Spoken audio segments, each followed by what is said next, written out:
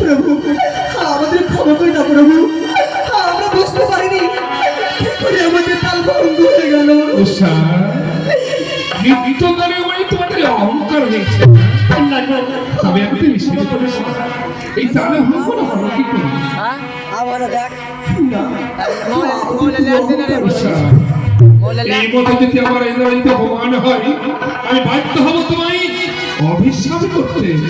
উষা এবার কিন্তু আমায় ক্ষমা করে দাও প্রভু। এই নৃত্য তোমার শোনার জন্য তোমার পিসিমা আসে নাই জানো উষা, জানো দুই হাতে দুই নৃত্য বাতি, মস্তকে জলের ঘটি, নাচতে হবে কাঁচা সরার পরে। না প্রভু না, আমাকে এই মতো নৃত্য করতে বলবেন না।